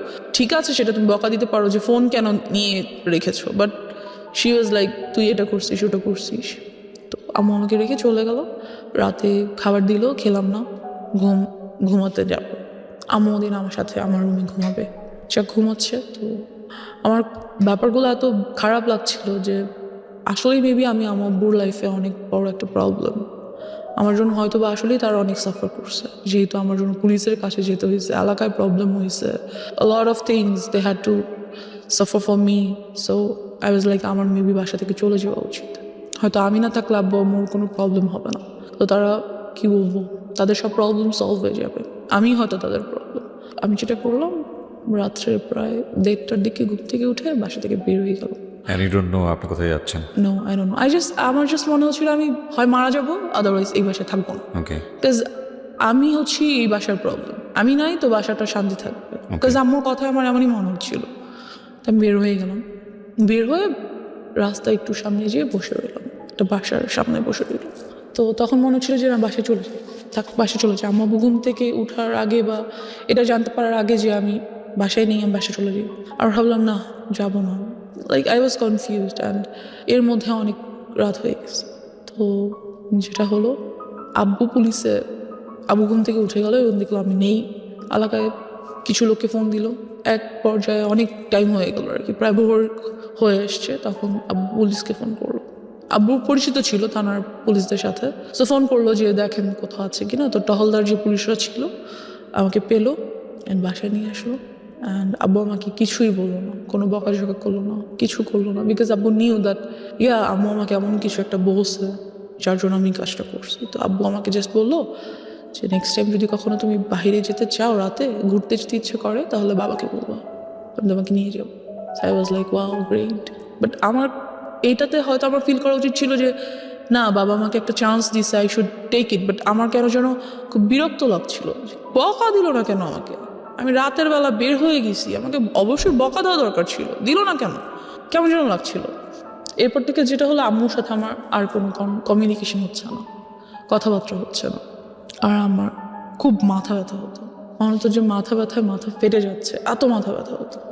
যেটা হলো, আমি যাতে কোনোভাবে লাইক আর হ্যারাসড না হই, এই থটটা থেকে আমি অনেক বন্ধুদের সাথে, এমন ছেলেদের সাথে ফ্রেন্ডশিপ করেছিলাম যে যারা আমাকে মিস করতে পারে।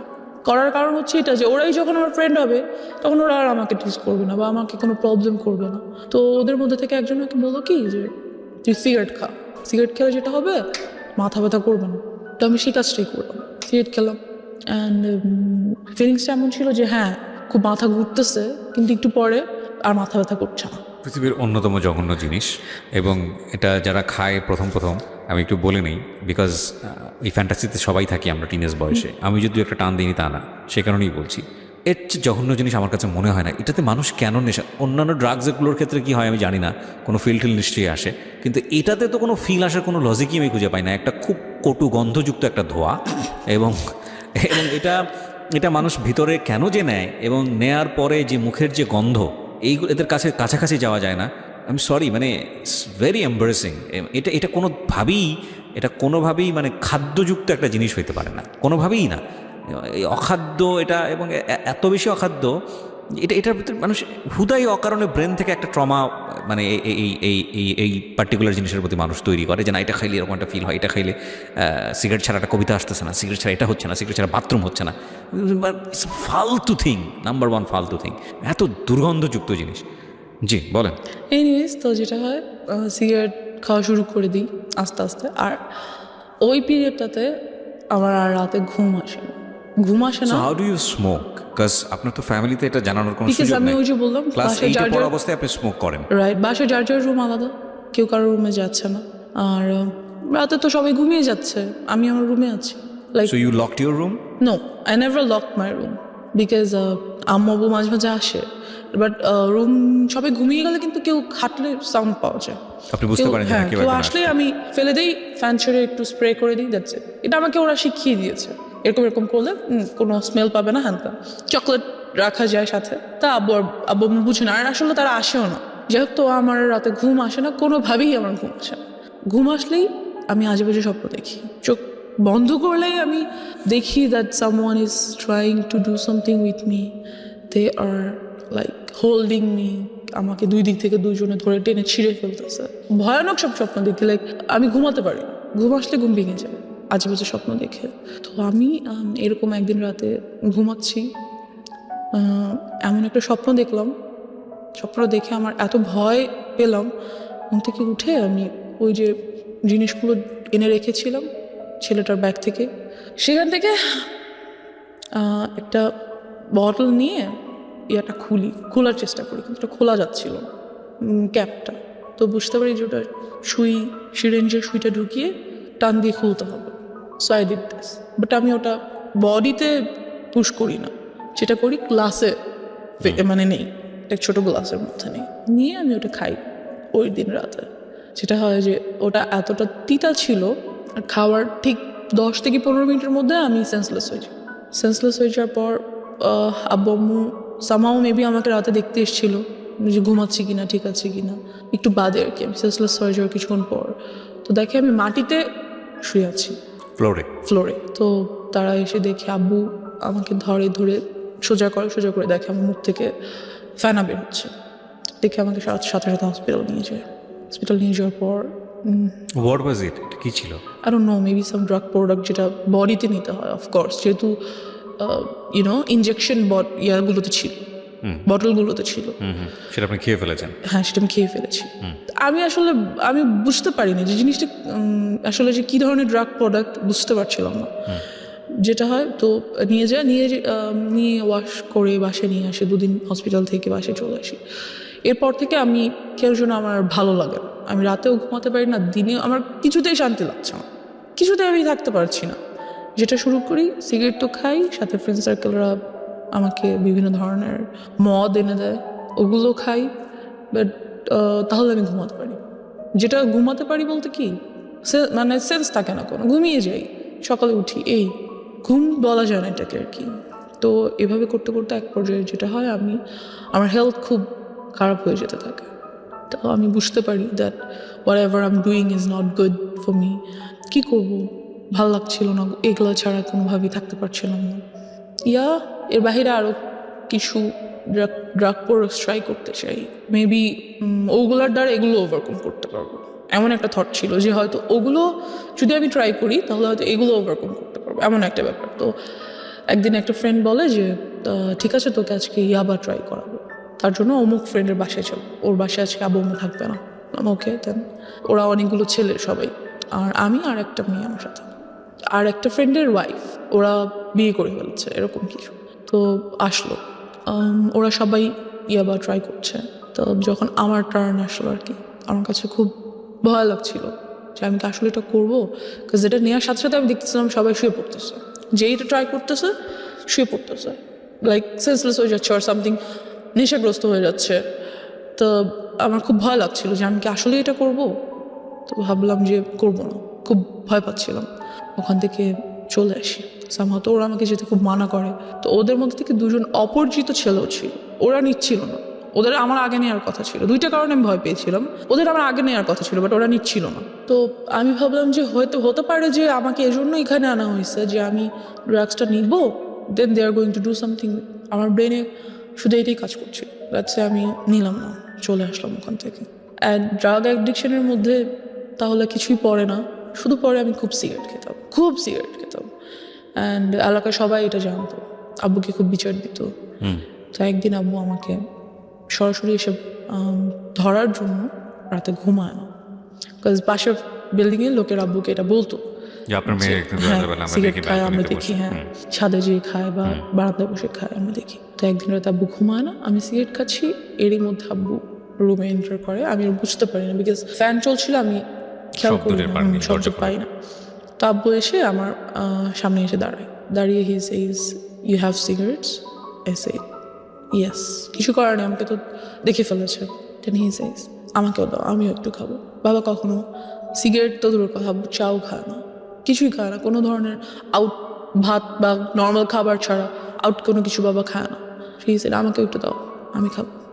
কেন খাও, কি ভালো লাগে, বকা দেয় না আমাকে কোনো। সো আব্বু ওদিন সারা রাত আমার সাথে অনেক গল্প করে, তার লাইফ সম্পর্কে অনেক কিছু বোঝায়। দেন যেটা হয় যে আমি বুঝতে পারি, বাট সিগারেট ছেড়ে দেওয়াটা তো ইজি না, and I couldn't do that. তো আমার যে বেস্ট ফ্রেন্ডের কথা বলছিলাম, সবই জানতো মোটামুটি। এক পর্যায়ে আমাকে প্রপোজ করে that yes, I like you so much and I think you must be my ও জানতো যে girlfriend. আপনার এই Yeah. আদ্যপান্ত সব জানতো। হ্যাঁ, ও সব কিছু জানতো, ও ছোটো থেকে আমার সাথে ছিল। অ্যান্ড আপনার এই ধরনের অ্যাক্টিভিটিসে আপনার পড়াশোনায় কোনো ক্ষতি হতো না? হ্যাঁ, অফকোর্স আমার রেজাল্ট অলওয়েজ খারাপ হতো, পড়াশোনায় মনোযোগ ছিল না, এরকম চিন্তা কিছু। করে দেখেন, একটা root cause basically sexual harassment, and ওই জায়গাটা থেকে একটা মেয়ের জীবনটাকে কিভাবে অন্যদিকে নিয়ে যাচ্ছে। ওকে, তো ওর এর প্রপোজালটা আমি অ্যাকসেপ্ট করে ফেলি।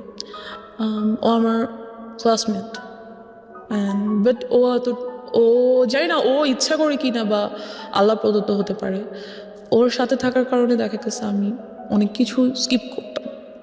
লাইক হ্যাঁ আচ্ছা কোচিংয়ে যাও, প্লিজ যাও পড়ো, ওকে আমার নোটটা নাও, লাইক পড়াশোনার ব্যাপারেও আমাকে খুব হেল্প করতো।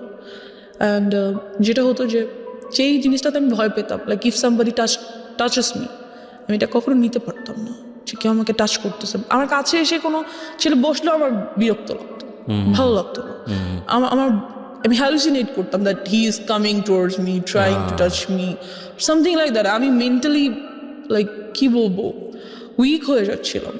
বাট এই কাজটাও কখনো করতো না, সেটা আমাকে ওর কাছে খুব কমফোর্ট ফিল করতাম। Okay, okay. Because he never use to do this, যেটা আমার ছেলেদের প্রতি অলওয়েজ থিঙ্কিং ছিল, এই কাজটাও করতো না কখনো আমার সাথে।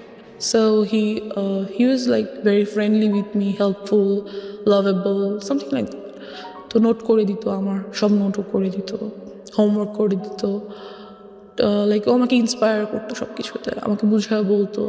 I use to cry with him that I had all this in my life. সাধারণত বেসিক্যালি দেখা যায় কি, যে কোনো ছেলে যদি রিলেশনশিপে যেতে চায়, তারা কখনোই এমন একটা মেয়ের সাথে রিলেশনশিপ করবে না যার লাইফে এই ধরনের হিস্ট্রি ছিল। I guess no. অ্যান্ড কোর্সটা তো গুড, অ্যাটলিস্ট ওরা একবার হলেও বলবে যে তুই এগুলো করে আসছিস। যখন একদম টেম্পার লুজ করে তখন এগুলো হ্যাঁ, আর ওকে অ্যাবিউজ করবে, আর ওকে ইউনো কী বলবো, একটু আন্ডার এস্টিমেট করবে। বাট যেটা ওর ক্ষেত্রে হতো, কখনোই এই কাজগুলো আমার সাথে করতো না। আর অলওয়েজ আমাকে খুব ইন্সপায়ার করতো that it's okay, you are going to overcome all this, it's fine. How your family treated you? Because বাবা জেনে গেল যে তুমি সিগারেট করছো, আমি তোমাকে তুমি করেই বলি, বিকজ তুমি আমার অনেক ছোটো হবা, এতক্ষণ পরে তুমি চলে এসছো। It's okay. সো তুমি সিগারেট নিচ্ছ এবং তোমার বাবা তোমার সাথে বিষয়গুলো শেয়ার করছে, তারও পার্সোনাল লাইফ শেয়ার করছে, তার মানে খুব ইন্টেলিজেন্টলি সেই জিনিসটাকে ডিল করছিল। এবং সে খুব ভালোভাবে বুঝতে পারছিল যে আমার মেয়েকে যদি আমি এখন খুব অতিরিক্ত শাসনের জায়গায় নিয়ে যাই, সে আরও বেশি খারাপ হয়ে যেতে পারে। সো খুব ইন্টেলিজেন্টলি সে ডিল করছিল। বাট এটা নিয়ে কি তোমার বাবা মার মধ্যে কোনো ধরনের কোনো ঝামেলা দেখতা? কোর্স তারা কি বলবো, তোমাকে নিয়ে ঝগড়া করা বা না তাহলে? আমার আব্বু আম্মু খুব কাম, আগেই তো বলেছি। তারা ঝগড়া করতো না, বাট টেন্সড থাকতো অফকোর্স। মাঝে মাঝে যদি আমি, যেহেতু রাতে ঘুমাতে পারি না, স্টিল পারি না, আমি যদি উঠে তাদের রুমের কাছাকাছি যাই। তুমি রাতে ঘুমানো বলে আমার অনুষ্ঠানগুলো শুনেছো, that's why you are here. এটা আমি একটু জাস্ট খালি বলে দিলাম। ও কোনো অ্যান্ড্রয়েড ইউজ করে না, এবং এটার পিছনে একটা রিজন আছে। রিজনটা কি বলো তো? রিজন হচ্ছে যেহেতু লাইফে অলরেডি এত কিছু হয়ে গেছে, অ্যান্ড্রয়েড ইউজ করা মানে বাবা মা চিন্তা করে অ্যান্ড্রয়েড ইউজ করলে অনেক কিছু, আর অ্যান্ড্রয়েড দিয়ে পাওয়া যায় না। হ্যাঁ, পাওয়া যায় না এমন তো কিছু নাই, অ্যান্ড্রয়েডে সব কিছু পাওয়া যায়। So আমি আরও ইনফরমেশন জানবো, হয়তো আরও অনেক কিছুর ব্যাপারে জ্ঞান খুলে যাবে, সেগুলো ট্রাই করতে চাই। আরো বেশি ডিরেইলড হয়ে যেতে পারো তুমি, যে তুমি ড্রাগের কাছে চলে গিয়েছো।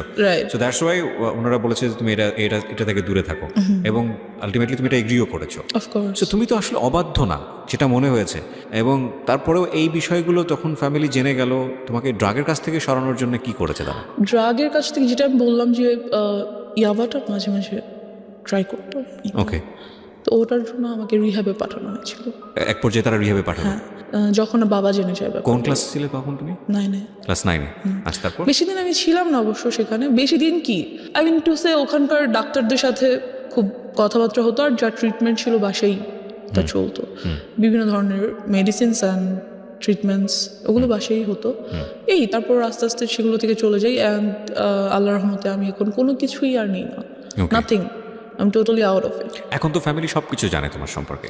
হ্যাঁ, তো সব কিছু জানার পরে তারপরে সব কিছু বলতে জানে আর কি, মানে ডেফিনেটলি তুমি যেগুলো এখানে যেগুলো বলেছো, সেগুলো থেকে আমার কাছে মনে হয়েছে যে অনেক কিছুই জানে। তো এরপরে তোমার প্রতি তাদের যে আচরণটা, সে আচরণটা কি তোমাকে কমফোর্ট দেয় ফ্যামিলি এনভায়রনমেন্টে? হ্যাঁ, of course comfort. They are a comfort zone for me, of course they are. Because আমার আব্বু খুব ইন্টেলিজেন্টলি সব কিছু হ্যান্ডেল করে। দে ফিলস যে হ্যাঁ, আমার ওকে কন্ট্রোল করা দরকার, আর আমাকে ম্যানেজ করা দরকার, মেনটেন করা দরকার, বাট ওকে টর্চার করে না, মেন্টালিও না, ফিজিক্যালিও না, because they knows about it. আসলে ওনারা ওনাদের জায়গা থেকে বেস্ট ট্রাই করেছে আমার মনে হয়, এর থেকে বেশি কি করবে। আর একটা বাবা মা যখন বাবা মাদের বয়স যদি বলি, আমার আব্বু আম্মুর বয়স, সেই সময়টাতে তো বাচ্চারা ফ্রিভাবে ঘোরাফেরা করতো, কেউ কিছু বলতো না, সবার মেন্টালিটি অনেক ভালো ছিল, সাফ ছিল। Definitely we are not accusing anybody, but সিচুয়েশনে যখন একটা শিশু বড় হচ্ছে কোনো একটা পার্টিকুলার সিচুয়েশনে, ওই সিচুয়েশনে চারপাশে যা থাকবে সেটাকেই সে অ্যাবজর্ব করবে। রাইট। ওই সিচুয়েশনটা যদি তার জন্য প্রতিকূল হয়, সেটাকে সেভ করার দায়িত্ব প্রথমত বাবা মার। সমাজ তো অবশ্যই, পরিবার তো অবশ্যই, তাদের একটা ভূমিকা আছে, এবং সেই জায়গায় অনেক বড় বড় ল্যাক আছে আমাদের, বিশেষ করে নারী শিশুদের ক্ষেত্রে, নারীদের ক্ষেত্রে, এবং অফকোর্স শিশুদের ক্ষেত্রেই আমি বলবো। এবং এই যে ধরনের যৌন নির্যাতন, এই নির্যাতনটা কিন্তু শুধু বাংলাদেশের সিনারি না, এটা কিন্তু সারা ওয়ার্ল্ডেরই সিনারিও। এবং সেখানে আমরা দেখি যে স্পোক পারসন, মানে যারা এই বিষয়গুলো নিয়ে কথা বলেন, তারা ইনডিটেলি জান না কী হয়। এবং খুব ভালো, আমি তোমাকে মানে স্যালুট করি যে সামহাও কাউকে না কাউকে তো এগিয়ে আসতে হবে, কাউকে না কাউকে তো বলতে হবে। তুমি কি মনে করো যে এগুলো নিয়ে স্পিক আউট বললে এটা কিছুটা হলে কমবে, বা এখানে একটা ইফেক্ট পড়বে, বা যারা এই কাজটা করে তারা সতর্ক হবে? অফকোর্স হবে ইনশাল্লাহ, আর হওয়া উচিত, বিকজ আমরা মেয়েরা আজকাল অনেক কিছু করতে চাই, মেয়েরা পাইলট হয়, ডক্টর হয়, ইঞ্জিনিয়ার হয়, অনেক কিছু হয়। হতে হলে কিন্তু অনেক কিছু ফেস করতে হয়। যে যত বড় হবে, যত উপরে উঠবে, তার ততগুলো ধাপ পেরিয়ে যেতে হবে। আর সে প্রত্যেকটা ধাপে ধাপে কোনো একটা বিপদ হয়তো ওয়েট করছে।